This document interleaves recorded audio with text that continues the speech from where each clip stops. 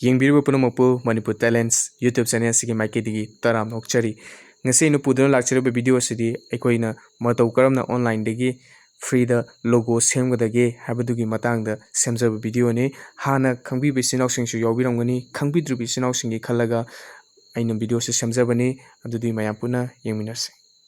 Chrome da changjare aduga create logo free hana aina sumaina thajare. Tharba matungda I search tawjare search tawkana sidisida thole create logo free haidana sidisida nambiro aduga logo maker ana sumain tholani sidisida aigi thaningiba wahai singdo adum thabiro aigidi Manipur Talents haidana aina tumaina thajaraga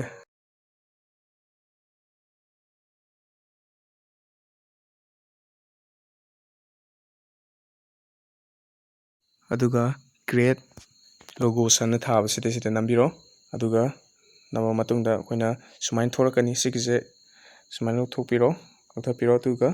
sumain tholakani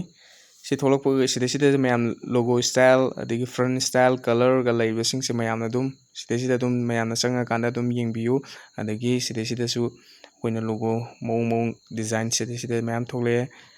sidisida mayam apamba adum khambiu aigi sigise mayam edit thabase ay apam khalaga edit thabse nambiu aduduga sumaina tholani thola matamsida aina sidisida amuksum aigi word se kaigum soigragasu amuk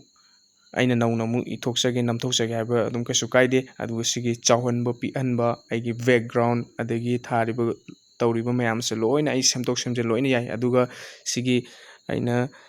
slogan here na thabase message mayam lothokkesu tum yai sigi delete thabasida mathakisida nambiro tum masan lothokchagani aduga sidisida aina apam aina semningba color gi bu oiro